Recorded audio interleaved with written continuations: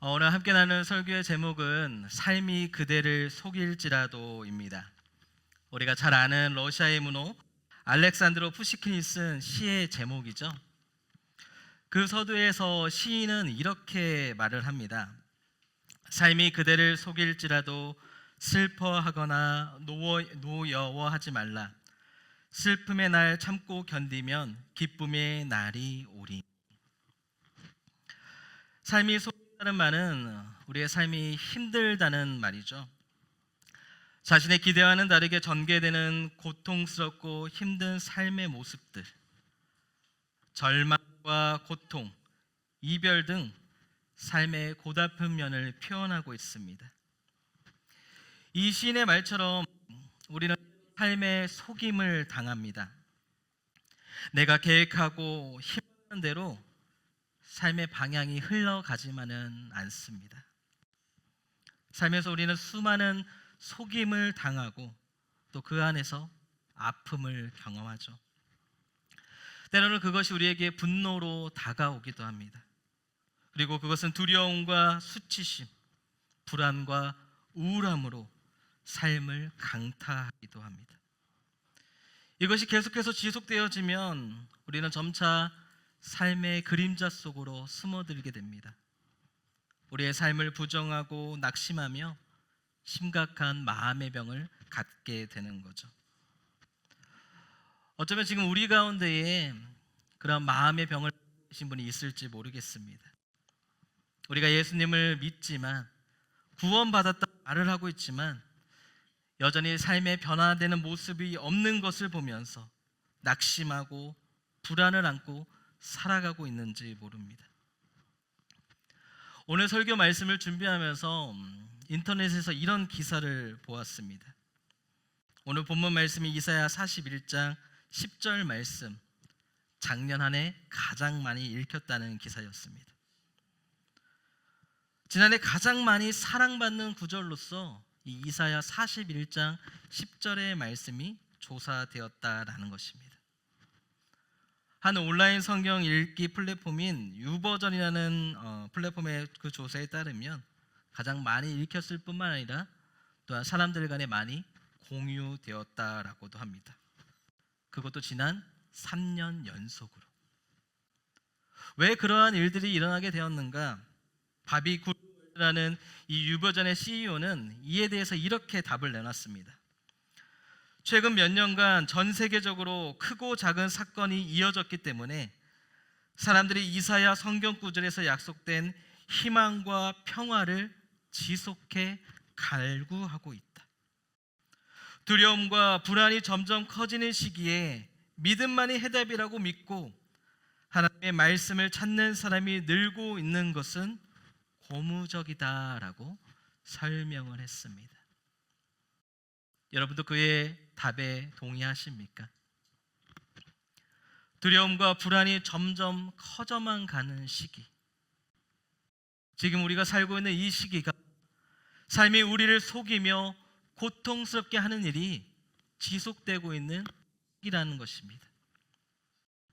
이러한 시기에 살아가고 있는 지금 우리는 대체 어떻게 해야만 할까요? 오늘 본문 속에 나타나고 있는 이스라엘 역시 이 삶의 속임 가운데 빠져 있습니다. 물론 이사야의 말씀이 예언의 말씀이기 때문에 지금 당장 그러한 것은 아니죠. 장차 150년 후에 일어날 미래의 일입니다. 그러나 그 미래는 곧 현실이 되어져 버립니다. 나라가 망하고 예루살렘 성전은 파괴되고 바벨론 포로의 삶을 살게 됩니다. 이전의 삶의 모든 영광이 사라져 버렸습니다. 웃고 즐기며 건설적인 미래를 꿈꿨던 삶은 한순간에 무너져 버렸습니다. 근데 우리가 알다시피 이 모든 상황은요, 이스라엘이 스스로 자처한 일이었습니다. 하나님은 선지자를 통해서 이스라엘과 수없이 회개를 요청하셨고 수많은 기회를 주셨습니다. 그러나 이스라엘은 우상 숭배하면서 하나님의 요청을 거절했습니다. 현실의 즐거움에 매몰되고 허무한 상상만을 꿈꾸었습니다. 그들에게 주어진 모든 것이 다 하나님의 은혜로 비롯되었지만 그들은 자신들 스스로가 유익한 것이라 말하며 이를 부정했습니다. 그 결과가 바로 바벨론 포로의 생활이었습니다. 이제 그들에게는 더 이상 소망이 보이지 않습니다. 하나님께 버림받았다. 모든 것이 끝이 났다. 낙심하고 낭망하며 괴로워하기를 시작합니다. 그리고 이 모든 게 다 나의 죄로 인해 결과라는 사실을 인지한 순간에는 하나님을 갈망하기가 부끄럽기만 합니다. 더 이상 하나님을 의지할 수도 주님께 돌아갈 용기도 나지 않습니다. 삶의 속임 가운데에 더욱 깊이 잠식되어져만 갑니다. 혹시 지금 당신도 그러하지는 않습니까? 삶의 속임으로 인해서, 사람으로 인해, 환경으로 인해서, 그리고 하나님 앞에 솔직하지 못한 나의 죄 때문에 삶의 속임이라는 어둠 속에 헤매고 있지는 않습니까? 그렇다면 오늘 이 이사야의 말씀에 여러분 주목해 보시길 바랍니다. 왜 사람들이 이사야의 말씀을 가장 많이 읽고 있는 것인지, 대체 이 말씀 속에는 어떠한 하나님의 소망의 메시지가 들어있는가를 오늘 이 시간 우리가 함께 확인해 보기를 원합니다. 그 첫 번째는 바로 당신은 하나님의 특별한 존재라는 사실입니다. 우리 한번 같이 읽어볼까요? 시작. 당신은 하나님의 특별한 존재입니다. 삶의 속임, 그 어두운 상황에 직면하게 되면 사람들은 과연 어떠한 반응을 먼저 할 것 같습니까? 바로 현실에 대한 부정입니다. 이건 꿈일 거야. 현실 부정은 심리적으로 불편한 사실을 회피하는 방법이죠. 진실을 거부하는 겁니다. 책임을 회피하는 겁니다. 그러나 다시금 현실을 마주하게 될 때에는 소용돌이치는 감정으로 인해서 속상해합니다. 파도처럼 밀려오는 그 슬픔과 분노를 어찌할 줄 몰라 합니다. 감당하지 못할 불편함이 나를 치게 되면은 우리는 어떻게 반응하게 됩니까? 스스로를 자책하고 자포자기하게 됩니다. 이스라엘 백성들이 바로 그러했습니다. 영원할 것만 같았던 이 예루살렘의 성전이 다름 아닌 이방 족속의 손에 의해서 무너지는 것을 바라보면서 하나님의 선택받은 백성이야, 우리는 구원받은 하나님의 자녀라 외쳤던 그 삶의 모든 것이 단 한순간에 부정당하는 것을 보게 되면서 대체 난 뭘까? 대체 하나님 앞에 나는 어떠한 존재일까? 내 삶은 뭐지? 나는 왜 사는 거야?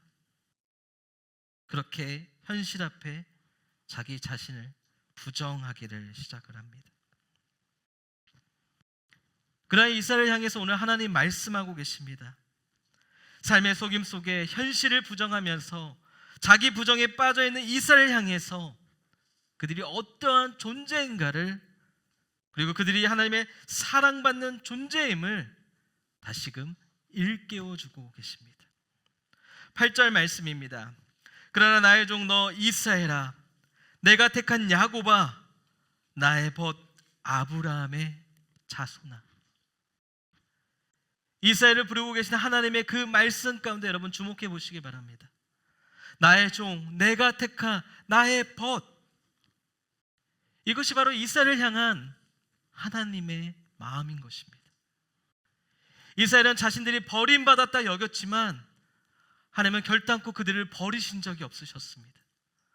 종이라 부르고 있는 것은 하나님은 여전히 이스라엘의 주인 되심을 말하고 있는 것입니다. 우리가 성경의 말씀을 보면 하나님과 우리의 관계를 주인과 종의 비유를 하고 있죠. 종의 입장에서는 주인을 섬기는 부분에 대해서, 우리가 하나님을 어떻게 섬겨야 할지에 대해서 성경은 분명히 말을 하고 있습니다.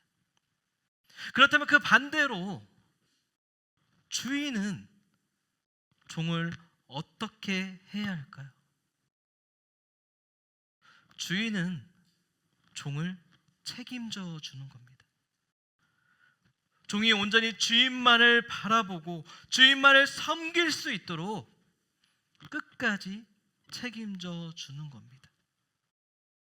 종은 주인에게 속해 있지만 그 안에 주인의 책임이라는 자유와 안전이 보장되어져 있는 것입니다.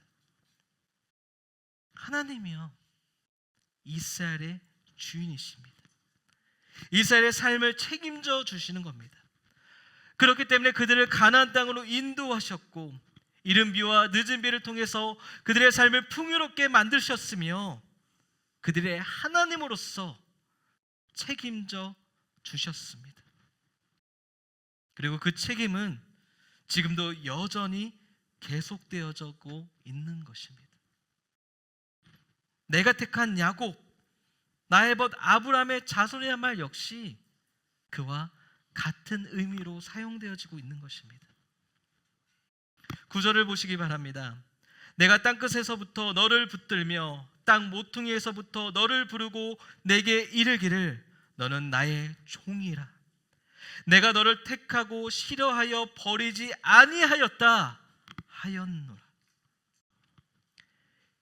이스라엘은 하나님께 있어 아주 특별한 존재입니다. 창세 전부터 계획하시고 준비하셔서 이스라엘을 백성 삼아 주셨고 그들의 하나님이 되어 주셨습니다. 이스라엘의 모든 역사를 하나님이 책임져 주시는 겁니다. 하나님은 결코 이스라엘을 버리지 아니하시고 택하신 이스라엘을 끝까지 책임져 주시는 신실하신 하나님이신 것입니다. 그리고 그 하나님이 지금 당신의 삶도 책임져 주고 계십니다. 당신은 하나님 안에 거하고 있는 아주 특별한 존재인 것입니다.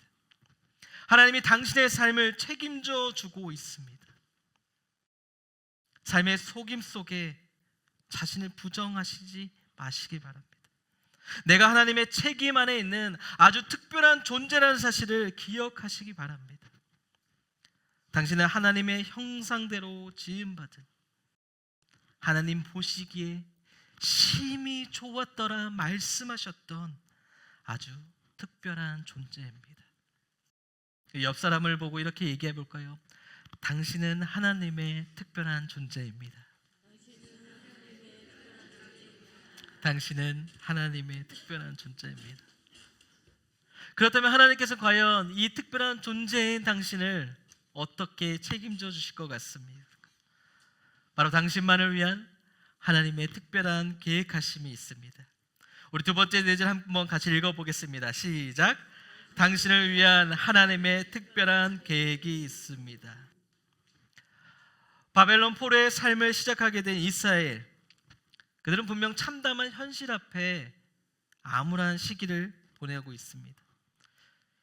모든 소망을 잃어버렸습니다. 꿈을 꾸고 희망을 갖는 것 역시 사치가 되어버린 겁니다. 그러나 앞서 말씀드린 것처럼 하나님은 이스라엘을 결코 버리지 아니하셨고 이스라엘만을 위한 특별한 계획을 갖고 계십니다. 바로 이 바벨론 포로기의 삶을 마치고 예루살렘으로 귀환하는 것입니다. 그러나 이게 전부가 아닙니다. 귀환하는 것으로 끝나는 것이 아닙니다. 하나님의 계획은 귀환 이후의 삶, 그 삶 가운데서 이전의 모든 영광을 회복하며 동시에 이전보다도 더 큰 영광을 누리며 하나님의 백성답게 살아가는 것입니다. 먼저 10절과 13절까지의 말씀이 바로 이 예루살렘 귀환과 관련된 말씀입니다. 10절 말씀, 두려워하지 말라 내가 너와 함께함이라 놀라지 말라 나는 내 하나님이 됨이라 내가 너를 굳세게 하리라 참으로 너를 도와주리라 참으로 나의 의로운 오른손으로 너를 붙들리라. 이제 이스라엘이 어떠한 존재인지를 상기시켜 주신 하나님께서는 이스라엘과 함께하고 계심을 말씀하십니다. 그들의 삶을 도와주고 붙들어 주시며 책임져 주시겠다 말씀하십니다. 바벨론 포로의 삶에서 장차 해방시켜 줄 것을 말씀하고 계신 거죠. 근데 과연 어떻게 해방을 이루어 주시는가? 11절 말씀입니다. 보라, 내게 노하던 자들이 수치와 욕을 당할 것이며 너와 다투는 자들이 뭣도 아닌 것 같이 될 것이며 멸망할 것이라. 12절, 내가 찾아도 너와 싸우던 자들을 만나지 못하요 너를 치는 자들은 아무것도 아닌 것 같고 허무한 것 같이 되리니.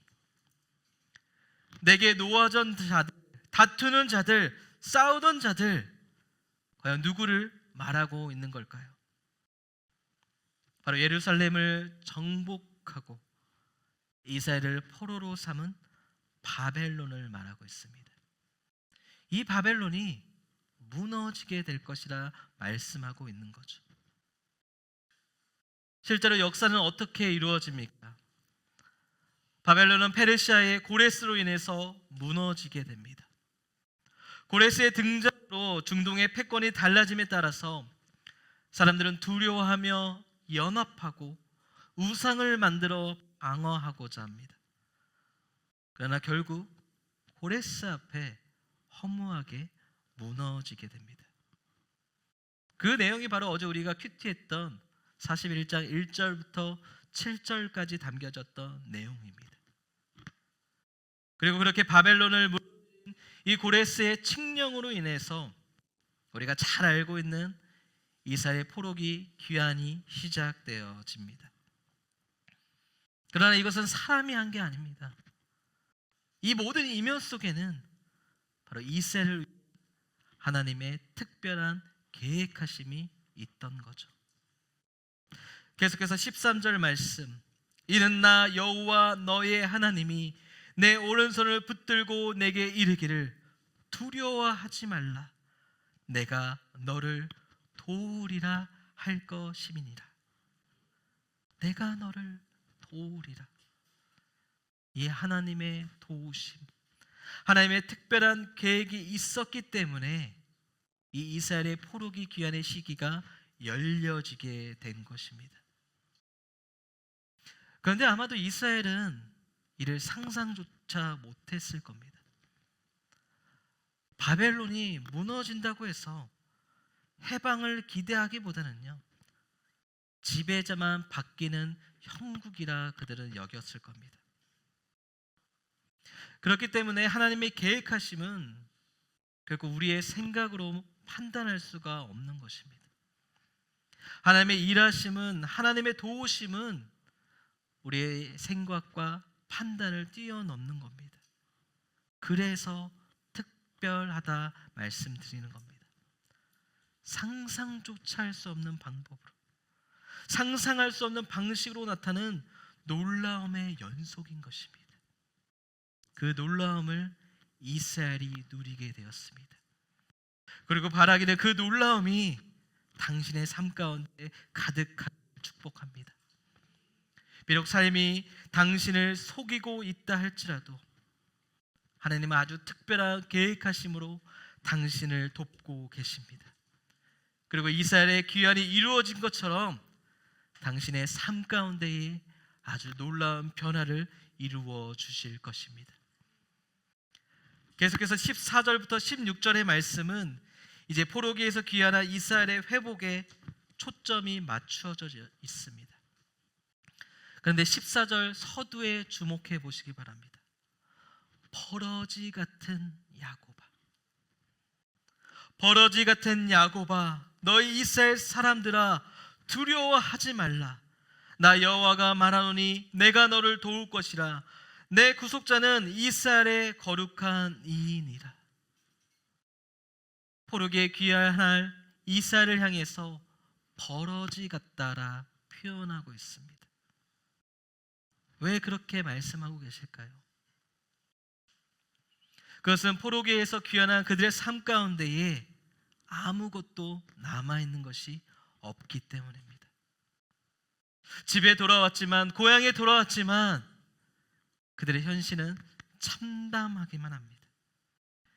예루살렘에 성전이 있었던 그 터전에는 아무것도 존재하지 않습니다.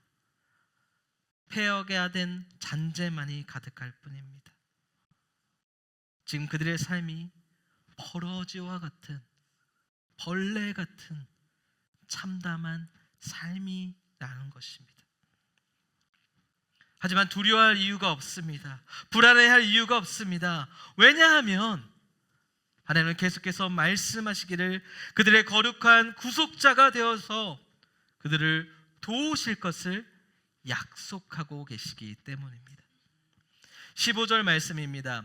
보라, 내가 너를 이가 날카로운 새 타작기로 삼을리니 내 산들을 쳐서 부스러기를 만들 것이며 작은 산들을 겨같이 만들 것이라. 마지막 16절 한번 같이 읽겠습니다. 내가 그들을 까 부른즉 바람이 그들을 날리겠고 회오리 바람이 그들을 흩어버릴 것이로되 너는 여호와로 말미암아 즐거워하겠고 이스라엘의 거룩한 이로 말미암아 자랑하리라. 아멘. 하나님께서는 지금 아무것도 없는 이스라엘 향해서 그들을 도우시겠다 말씀하시면서 이렇게 말씀하고 계신 겁니다. 산이라도 쳐서 부스러기를 만들 정도로 강한 역사를 이루어 주겠다 선포하고 계신 것입니다. 이스라엘의 앞에 놓여진 그 어떠한 문제라도 성령의 강한 바람으로서 모든 것을 다 날려버리고 흩어버리시겠다 말씀하고 계십니다. 왜 그렇게 하시는 것입니까? 그들이 하나님의 특별한 존재이기 때문입니다. 그들을 사랑하기 때문입니다. 그들을 통하여서 하나님의 하나님 되심을 나타내고 하나님의 영광을 찬송케 하기 위함입니다. 그래서 오늘 16절 마지막 말씀에는 이렇게 이야기하고 있는 겁니다. 너는 여호와로 말미암아 즐거워하겠고 이스라엘의 거룩한 이로 말미암아 자랑하리라. 이것이 장차 이스라엘이 경험하게 될 하나님의 약속의 말씀이자 소망인 것입니다. 그리고 하나님께서는 반드시 이 일들을 이루실 것이며 이루셨고 또한 지금도 이루어 가고 계십니다. 그 이스라엘이 바로 저와 여러분입니다. 그렇기 때문에 여러분, 혹시라도 지금 삶의 속임 가운데 있다라면 이 말씀을 기억하시길 바랍니다. 당신을 향한 하나님의 계획이 있다는 사실을 기억하십시오. 하나님은 포로의 삶에서 귀환한 이스라엘 가운데에 강한 역사를 일으켜서 살아계신 하나님으로 말미암아 즐거워하며 그분을 자랑하게 하시겠다 말씀하셨습니다. 바벨론에서 해방시켜주는 것뿐만이 아니라 그들 가운데 계속적으로 회복과 변화를 이루어 주시겠다 말씀하고 있는 것입니다. 그래야 이제는 더 이상 삶의 속임 가운데 있는 것이 아니라 결과적으로 하나님이 약속하시는 기쁨의 날을 맞이하며 주님과 즐거이 동행하는 삶을 살게 되는 것입니다. 이것이 바로 당신을 향한 하나님의 특별한 계획인 것입니다. 앞서 읽어드렸던 푸시킨의 시의 그 말처럼 슬픔과 절망의 날을 지나 기쁨의 날 속에 거하게 되는 것, 영원히 하나님과 함께 즐거이 동행하며 살아가는 것. 그러니 비록 지금은 삶의 속임에 있다 할지라도 당신이 누구인지 어떠한 존재인지를 항상 기억하십시오. 당신을 위한 하나님의 특별한 계획하심이 있음을 믿으십시오.